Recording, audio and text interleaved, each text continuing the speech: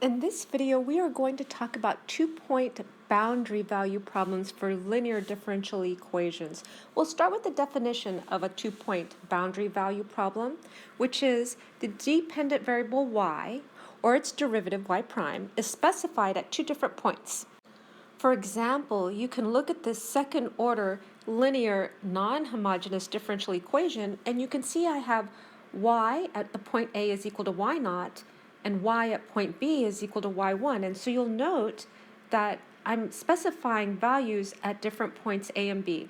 And also, I said it could be y or its derivative. So another example would be the same form of the differential equation. Ya might be equal to y naught, and y prime at point B is equal to y1. This is in contrast to an initial value problem where y and y prime are specified at the same point. We also have the corresponding homogeneous boundary value problems. That's where g of x is equal to 0, which is sort of what we expect from what we know about homogeneous. However, there's this additional condition that are these specified points, and in this example, we're talking about y naught and y1, are also equal to 0. So it's not enough just to have g of x equal to 0 to be homogeneous, which you just kind of have to remember that so it doesn't catch you out. And in particular, sometimes I'm kind of sloppy because I refer to this type of problem as where g of x is equal to 0 as the homogeneous equation.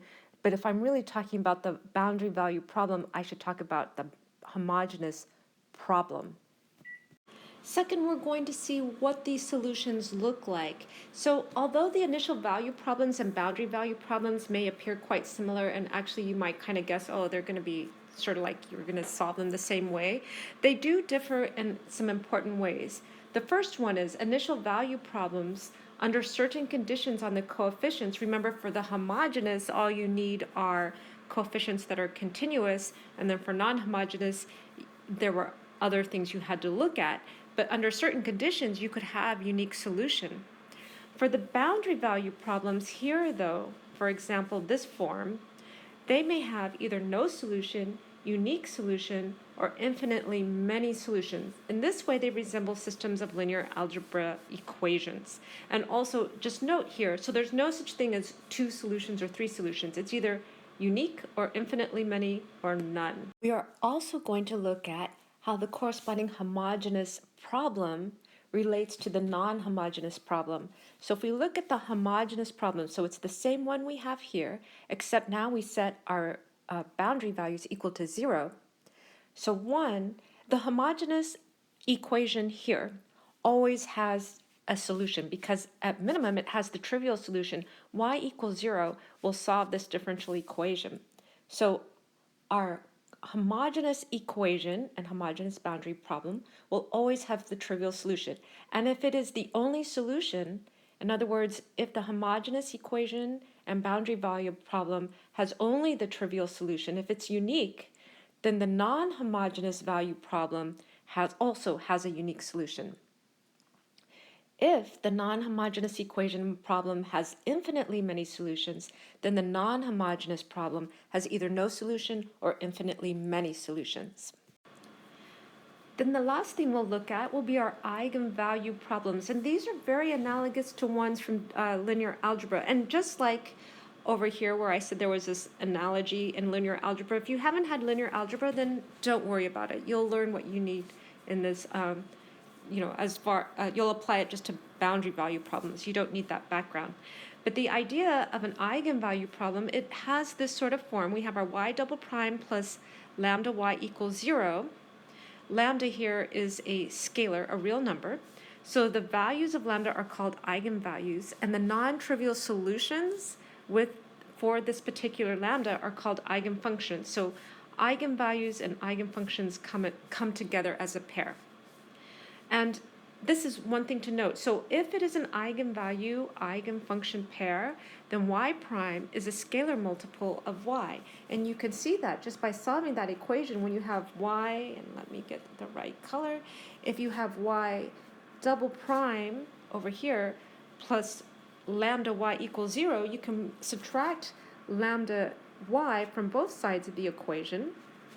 and you get y double prime is equal to minus lambda y. So in other words, y double prime is a scalar multiple of y. So this is kind of the idea of the eigen idea, and you also see that from linear algebra, that your equation somehow you haven't changed it except by multiplying by a scalar.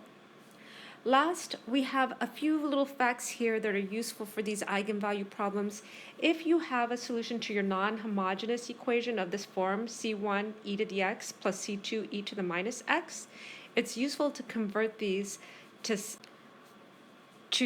Shine and Koch using these formulas here. So in particular, we're going to convert c1 e to the mu x plus c2 e to the minus mu x to c1 Koch mu x plus c2 Shine mu x. And I often call this sinh, so you'll have to put up with me for that. And then the derivative of sinh of x is equal to Koch, and derivative of Koch is equal to sinh. And this is the graph that you might find useful. So we'll get started again looking at this definition, 2-point boundary value problem. The dependent variable y, or its derivative y prime, is specified at 2 different points. And this is in contrast to initial value problem where y and y prime are specified for the same point. And here is an example of a problem that we will be looking at. The y double prime plus px of y prime plus qx of y is equal to g of x, where we have y defined at a point A, and then we have y defined at a point B. Or it might be that we have y defined at a point A and y prime defined at a point B, but you can see that y is defined at 2 different points, or y and y prime are defined at 2 different points. The homogeneous boundary value problem is one where g of x is equal to 0, and then our y naught and our y1 are also equal to 0. So both of these are necessary to be the homogeneous problem. Looking at the different types of solutions, so again, initial value problems and boundary value problems may appear quite similar, but they differ in important ways. In particular, initial value problems under certain conditions on coefficients have unique solution. Boundary value problems, on the other hand, either have no solution, unique solution, or infinitely many solution. In this way, they resemble systems of linear algebraic equations. And a way to remember this seems more applicable to linear algebra, but I'll just tell you an easy way to remember these 3 possibilities. If it doesn't help you, you don't have to really remember it. So in linear algebra, you have linear equations in 2 dimensions, if you have x and y, surprise, surprise, are lines.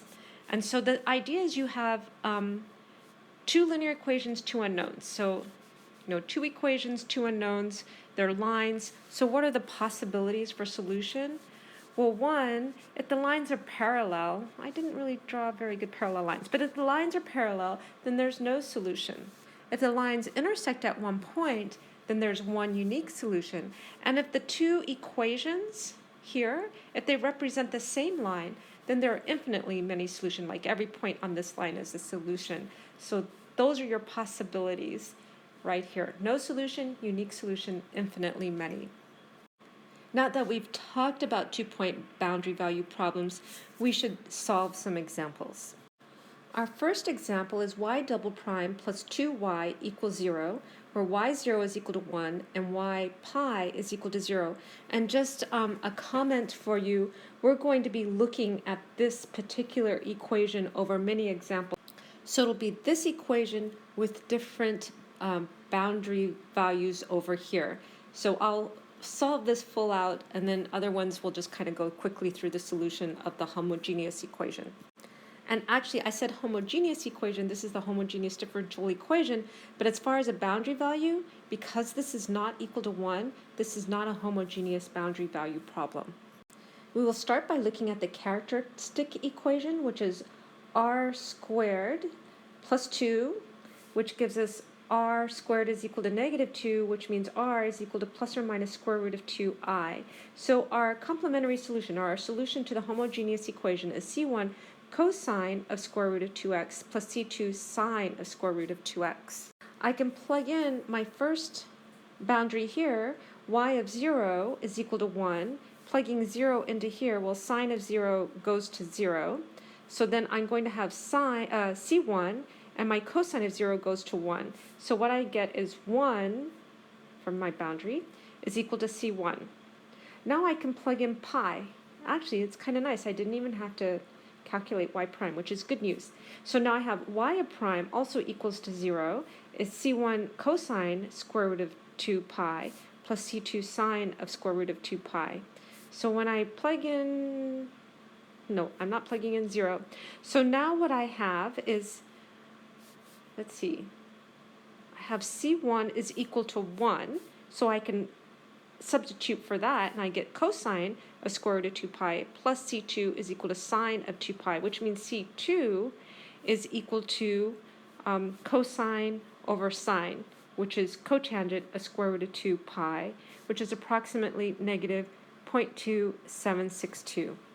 That gives us our final solution. Y is equal to, so C1 is equal to 1, so I can just put 1 cosine square root of 2x minus cotangent of square root of 2 pi, that's our C2, times sine of square root of 2x.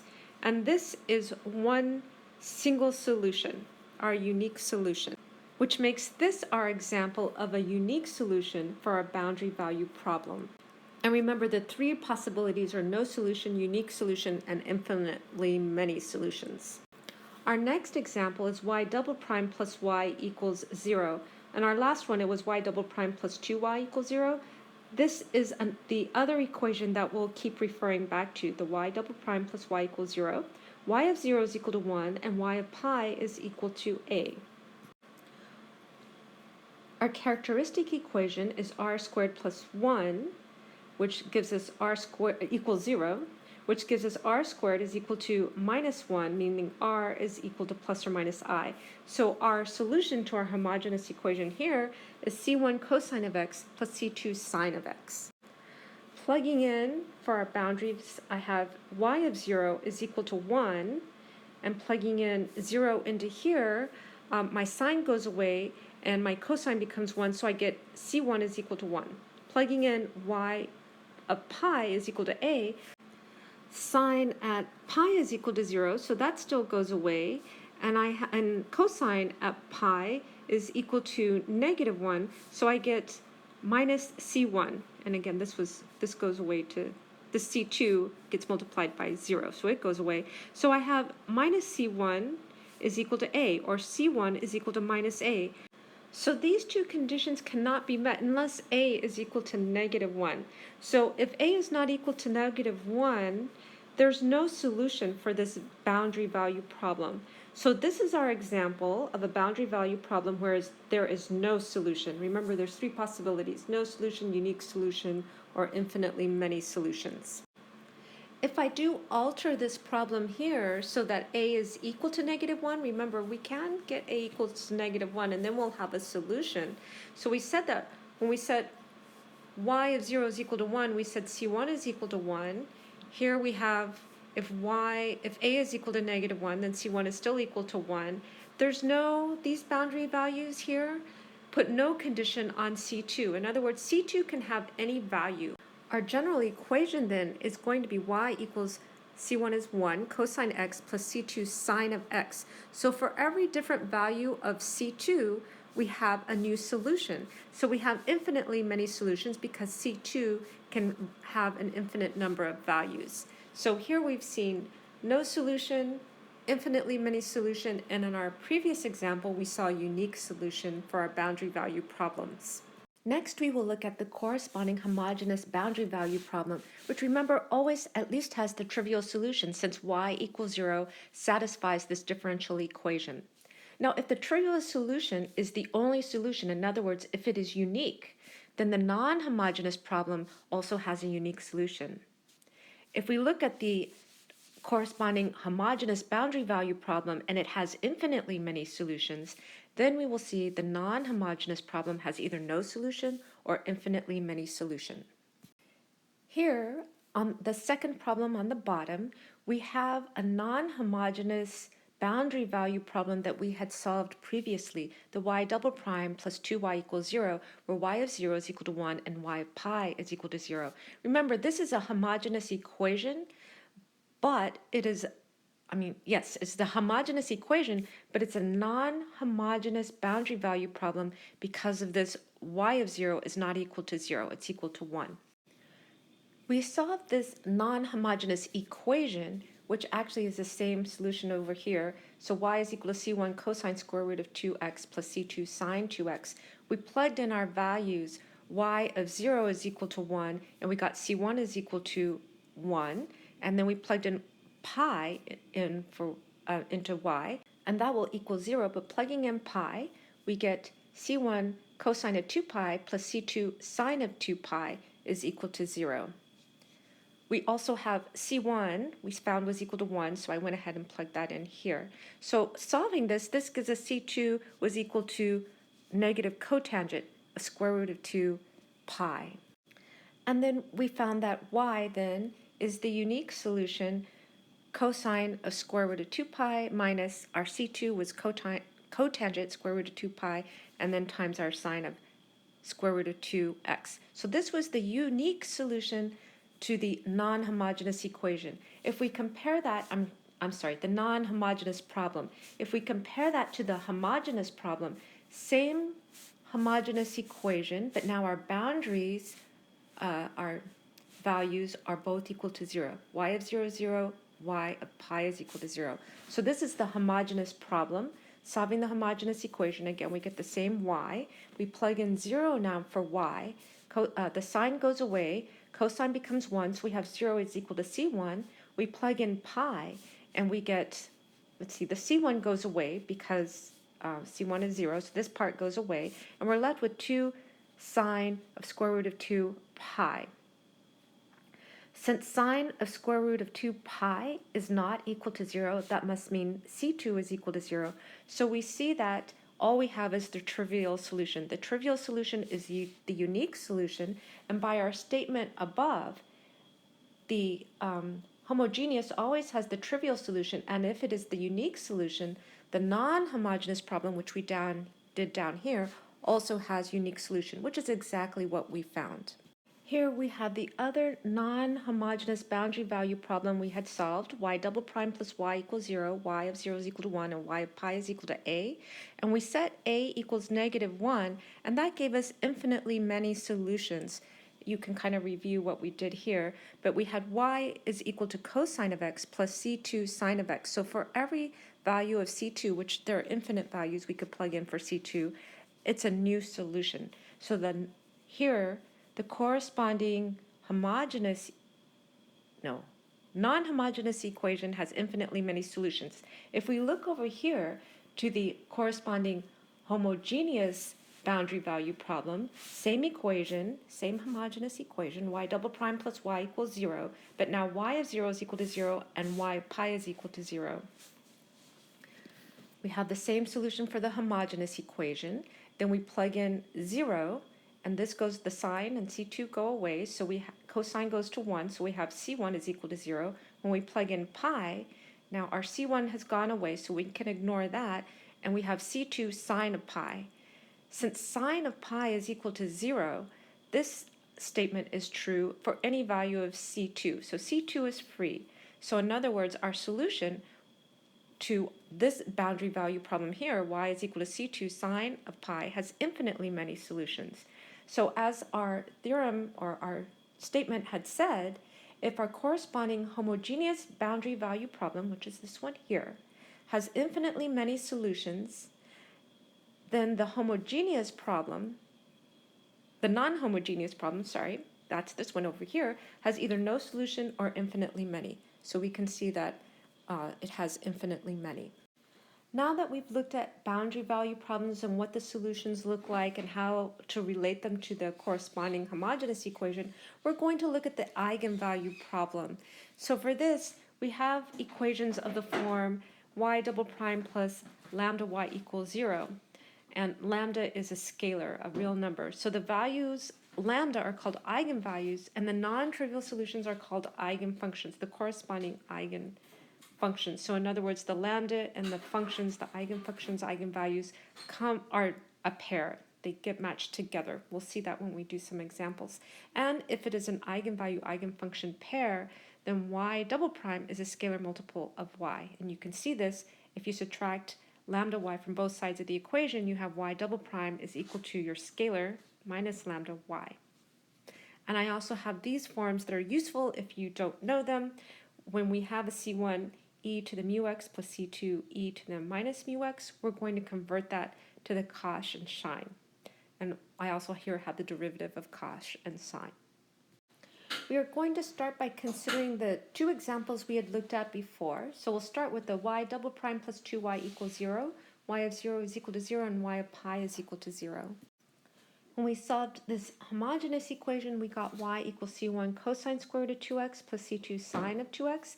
When we plugged in our boundary, y of 0 equals 0, we got that c1 is equal to 0. When we plugged in pi into y, which is equal to 0, we got that c2 is equal to 0. In other words, we only had the trivial solution, y equals 0, was the unique solution.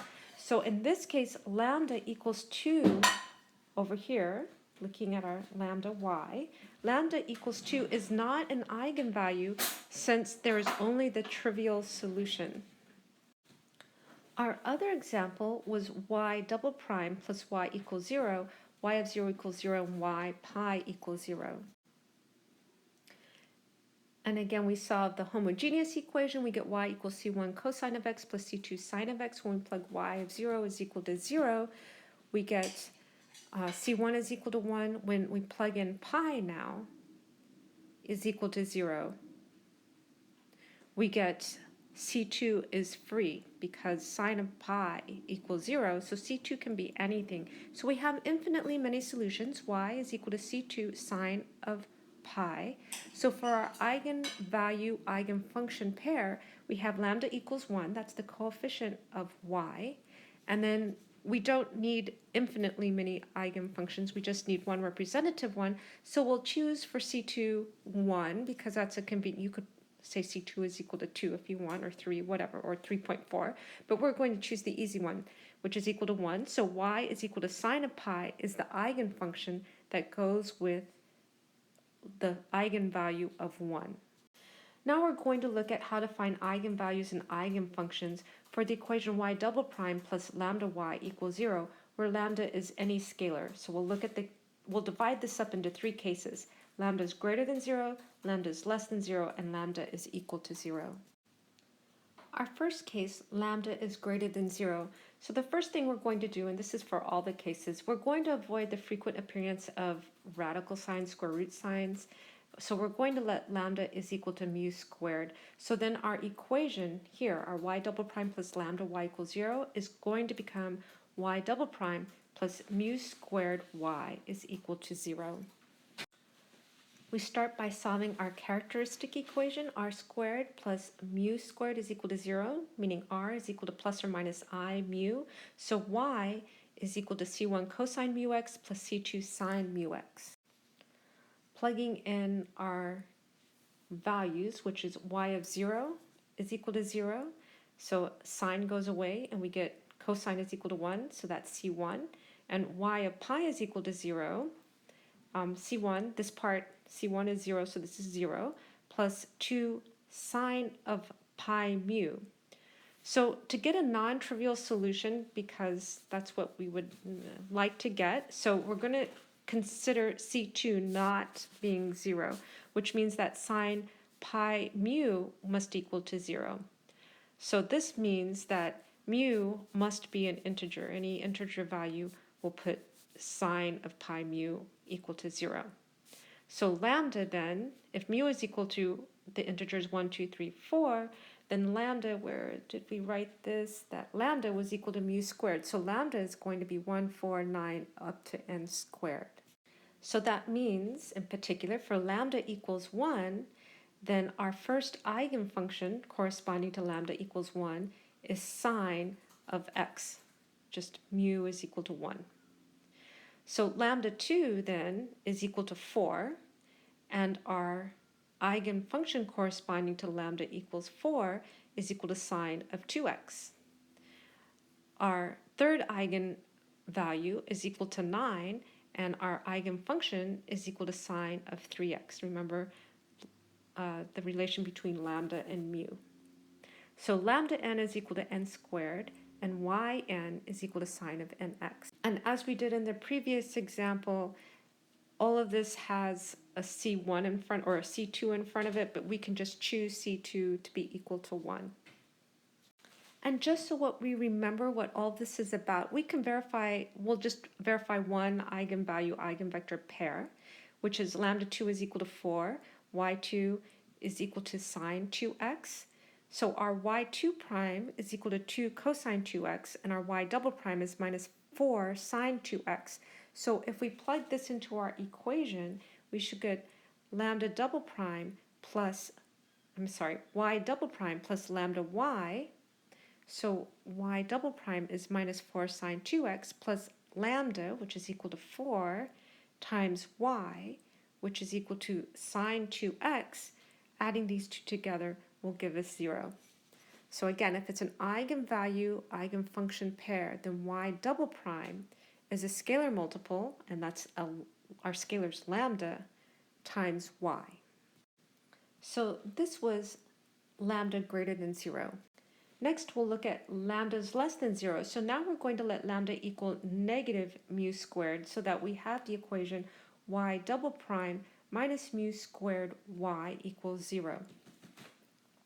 Solving the characteristic equation, we get that y is equal to c1 e to the mu x plus c2 e to the minus mu x. And this is where we're going to convert to cosh and sinh.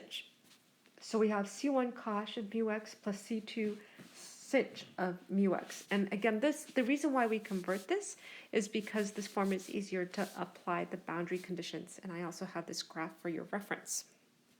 So looking at y0 is equal to 0, here sinh at 0 is 0, so that goes away, and cosh at 0 is equal to 1, so we have c1. So c1 is equal to 0. Now we're going to look at y at pi is equal to 0. So first our c1 0, so we can ignore this, we have a 0, plus we have c2, now we have sinh of mu of pi. So here, if we want non-trivial solutions, we don't want c2 to be 0, but we want sinh of mu pi equals to 0. And that happens at exactly one spot that sinh is equal to 0. And so we need mu to be equal, and that's at sinh of 0 is equal to 0, which means here, since pi is not equal to 0, mu must equal to 0. But since lambda is equal to minus mu squared and lambda is less than 0, that means mu cannot equal to 0. So that means the only way to get this boundary value, this y pi equals to 0, is if c2 is equal to 0. So there's only the trivial solution. There's no non-trivial solutions, which means there are no eigenvalues for lambda less than 0. Our last case is lambda equals 0. So now we have this simple solution, y double prime equals 0. The characteristic equation r squared is equal to 0, r is equal to 0, so y is equal to c1 e to the 0, which is just 1. And you need a second solution, so you're going to take this and multiply it by x. The other way you can think about this is if y double prime is equal to 0, well, that's a constant plus a constant times x. This is the equation that gives you y double prime equals x. So you can think of it either way, through the characteristic equation or just kind of intuitively. Now when we plug in y of 0, which should equal to 0 by our boundary value, so 0 in here, that gives us c1 is equal to 0. When we plug in pi now, we have 0 plus c2 times pi. Well, the only way this can equal to 0 is if c2 is equal to 0. So we have only the trivial solution, so we have no eigenvalue at lambda equals 0. So I haven't demonstrated an absence of complex eigenvalues, but I'm going to tell you there are none, and that's all we'll say about that. Maybe some other time. In the meantime, we're going to do a few more examples. The first example now is to solve the boundary value problem or show no solution exists of y double prime plus 4y equals cosine of x. Y prime of 0 is equal to 0, and y prime of pi is equal to 0. The first thing we are going to look at is the characteristic equation. So we have r squared plus 4 is get equal to 0, which gives us r is equal to plus or minus 2I. So our homogeneous equation, the solution to our homogeneous equation, is y equals c1 cosine of 2x plus c2 sine 2x.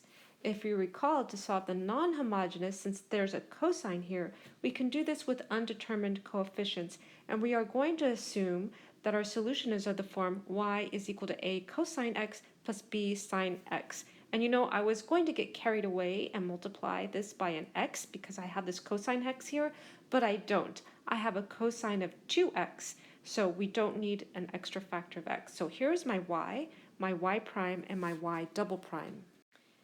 If you recall then, we can plug in our y prime, and y double prime into our differential equation. So here I have y double prime, and here I have 4y, and I have this simplified down to 3a cosine x plus 3b sine x. And all of that is equal to our g of x, which is cosine of x, which gives us a is equal to 1/3 and b is equal to 0. So here is our solution to the non-homogeneous equation. c1 cosine 2x plus c2 sine of 2x plus 1/3 cosine of x.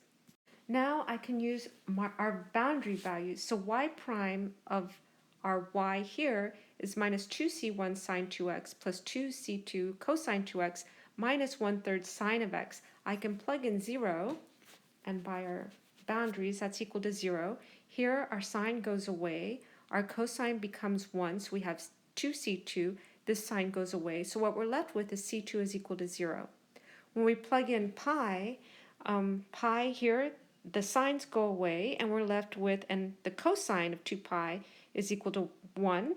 So we're left with 2c2 is equal to 0. That means c2 is also equal to 0. So all we have, actually, I was going to say all we have are trivial solution, but actually we only have information about C2. We have no conditions on C1. C1 can be anything, meaning we actually have infinitely many solutions. So y is equal to C1 cosine 2x plus 1/3 cosine of x. So there are infinitely many solutions. And so this is our solution to our boundary value problem. We've found the solution, and for each value of C1, we can have another solution, so there are infinitely many. Our next example, and I'm going to do a few of these, find the eigenvalues and eigenfunctions of y double prime plus lambda y equals 0 for y prime of 0 is equal to 0 and y of pi is equal to 0, and we're going, for this example, to work with lambda is greater than 0. The first thing we do is look at our characteristic equation. And I'm going to substitute lambda is equal to mu squared. Since it's positive, I'll just make mu squared positive. So substituting in, I get y double prime plus mu squared y equals 0. Looking at our characteristic equation, we have r squared plus mu squared is equal to 0, which gives us r is equal to plus or minus I mu, which gives us y is equal to c1 cosine of mu x plus c2 sine of mu x. And I went ahead and took the first derivative here. That will allow us to plug into our boundary values. So y prime of 0 is equal to 0. And plugging in here, our sine goes away, and we're left with cosine goes to 1. We're left with c2 mu. And since we're looking for non-trivial solution, ideally c2 is not equal to 0, but I do have, since mu is greater than 0, mu can't equal to 0, so it must be that c2 is equal to 0. That's too bad. Anyway, so here we have c2 equal to 0. Now we have y of pi, by this other boundary, is equal to 0. And that's our y, not our y prime. So here we have c2 is equal to 0, so we could ignore this. We have c1 cosine mu of pi. So again, ideally we don't want c1 to be equal to 0. So what we would really like is for cosine of mu pi equal to 0.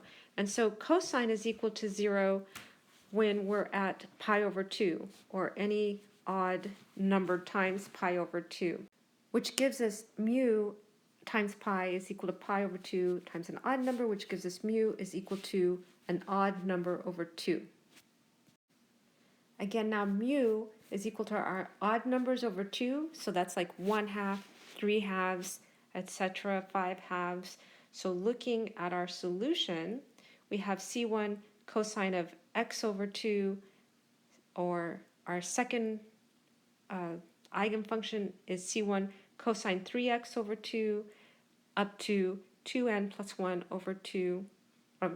Here's our cosine 2n plus 1 over 2 times x. Our corresponding lambdas are mu squared. So when mu is equal to 1/2, lambda is equal to 1/4. When mu is equal to 3/2, lambda is equal to 9/4. When mu is equal to 2n plus 1 over 2, lambda is equal to 2n plus 1 over 2 squared. So again, and our C1s, we only need one eigenfunction to go with each eigenvalue. I mean, there are infinitely many because, right, you can choose C1 to be anything, but just for, usually you just call out one eigenfunction. So we're going to set C1 equal to 1. So our first eigenvalue is equal to 1/4, and its corresponding eigenfunction is cosine of x over 2. Our second eigenvalue is 9/4, and our corresponding eigenfunction is cosine 3x over 2. Our nth eigenvalue is 2n plus 1 squared, and our corresponding eigenfunction is cosine 2n plus 1 over 2x. And just to remind you again, what this meaning is the y double prime is a scalar multiple of y. In other words, it satisfies this equation, y double prime is equal to minus lambda y. So let's look at that. And I'm just going to pull out lambda 2. I always pull out lambda 2. But anyway, so if lambda 2 is equal to 9/4 and y2 is equal to cosine 3x over 2, y prime is then minus 3/2 sine of 3x over 2. Y double prime is equal to minus 9/4 sine of 3x over 2. So plugging into the equation, you can see y double prime plus 9/4 y prime, or 9/4 y, will give us 0. And this was our example for lambda greater than 0. I have another different problem, y double prime plus lambda y equals 0, y prime of 0 is equal to 0, and y prime of pi is equal to 0. So these boundary values are different. And I'm also going to just do the solution for lambda equals 0. Not because the other ones aren't important or they don't have anything. Definitely most problems will ask you to do for lambda less than 0, equals 0, greater than 0. But for each example, I'm only going to choose one lambda. So at lambda equals 0, we get y double prime is equal to 0. So r squared equals 0, r is equal to 0, y is equal to e to the 0, and then we need a second solution, so we multiply by x. So we get c1 plus c2x. Or you can just look at this and know if y double prime is equal to 0, then y must be of the form a constant plus a constant times x. This is the only, this is how you're going to get y double prime equals 0. So anyway, taking the derivative here, y prime is equal to c2. Now I can plug in my boundary values. So y prime of 0 is equal to 0. Plugging in over here, this is y prime, well, that's equal to c2. Y prime at pi is equal to 0, my other boundary value. So y prime, that means c2 is equal to 0. So we have conditions on c2, but no conditions on c1. So we have y is equal to a constant. So for lambda equals 0, y is equal to a constant. And as I had mentioned before, usually we don't just have constants, we just choose the constants equal to 1. So for our eigenvalue of lambda equals 0, our eigenfunction is y equals 1. And this is the only eigenvalue eigenfunction pair for lambda equals 0. Of course, if lambda is equal to 0, there's only one lambda eigenvalue. But here you go. Here's the eigenvalue eigenfunction pair. So we've done an example with lambda greater than 0 and equal to 0. So this one we're going to look at lambda less than 0. Again, usually for a particular problem, you're asked to do lambda all three cases. But for this example, I'm doing different boundaries for each different case. So I have y double prime plus lambda y equals 0, y prime of 0 is equal to 0, and y of L is equal to 0, where L is just some constant. Since lambda is less than 0, I'm going to let lambda equal to minus mu squared. So I'm going to convert my equation to y double prime minus mu squared y equals 0. So then my characteristic equation is r squared minus mu squared equals 0. So r is equal to plus or minus mu, which means that y is equal to c1 e to the mu x plus C2e to the minus mu x. And here I have noted when we get a solution of this form, we are going to convert it, looking down here at the bottom of my page, to cosh and sinh. So our solution is going to be C1 cosh of mu x plus C2 sinh of mu x. Our derivative then is mu C1 sinh of mu x plus mu C2 cosh of mu x. Now I can plug in my boundary values. So y prime of 0 is equal to 0. Here, if I plug in 0 into y prime, so my sinh goes away to 0 because sinh is 0 at 0. And then I have mu C2 cosh at 0 is equal to 1. So I'm going to have mu C2. So that means since mu is less than 0, because lambda is less than 0, I have C2 is equal to 0. Now I have my second boundary condition, y of L is equal to 0. And I plug that in over here. My C2 is 0, so I could ignore this part, and I get C1 cosh of mu L is equal to 0. Since cosh is never equal to 0, you can look at this graph here, it must mean that C1 has to be equal to 0. That's not ideal because now we only have the unique solution. But as much as we wanted to find the non-trivial solutions, there are none defined. So there are no eigenvalues for lambda less than 0 and no corresponding eigenfunctions. That concludes the examples and material for this video. So let's go ahead and review what we looked at. We looked at two-point boundary value problems for linear differential equations. That is, we have a second order, you can see linear, non-homogeneous differential equation where we have values set at two different points for y. Y of a is equal to y naught and y of b is equal to y1.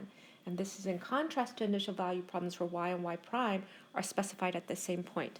And another thing about these boundary value problems, it could be y that's set at two different points, or it could involve y prime, its derivative. We also looked at the homogeneous boundary value problems. That involves the homogeneous equation as well as the y of a and y of b now have to equal to 0, or the y naught and y1 have to equal to 0. We looked to see that what the solutions might look like for these non-homogeneous boundary value problems, and either we are going to have no solution, unique solution, or infinitely many solutions. In this way, it resembles a system of linear algebraic equations. If you've had linear algebra, this should be familiar to you. Then also, the form of these solutions for the non-homogeneous boundary value problem is related to the corresponding homogeneous boundary value problem. And the homogeneous boundary value problem, again, is the one where we have the homogeneous equation, so g of x is equal to 0, as well as y naught and y1 also being equal to 0. So the homogeneous boundary value problem, because the homogeneous equation always has at least one solution, the trivial solution, y equals 0, if you plug it into here, will solve this equation. So the corresponding homogeneous boundary value problem always has the trivial solution, and if it is the only solution, if it is the unique solution, then the non-homogeneous boundary value problem will also have unique solution. If the homogeneous boundary value problem has infinitely many solutions, then the non-homogeneous problem has either no solution or infinitely many solutions. And again, the corresponding homogeneous boundary value problem, it never has no solution because it always has at least the trivial solution. Last, we looked at eigenvalue problems, which are of the form y double prime plus lambda y equals 0. These lambdas are called eigenvalues, and the non-trivial solutions are called eigenfunctions. They always come in pairs, eigenvalue, eigenfunction pairs. And if it is an eigenvalue, eigenfunction pair, then y double prime is a scalar multiple of y. In other words, if we subtract minus lambda y from both sides of this equation, we get y double prime is equal to minus lambda y. In other words, y double prime is a scalar multiple of y. We have these other useful identities for sinh and cosh, which because we found it was useful to convert C1e to the mu x plus C2e to the minus mu x to C1 cosh of mu x plus C2 sinh of mu x. This was easier to work with in the boundary value problems when we plugged in when we plugged in the boundary values. Anyway, so that's it for this video. Thank you for watching.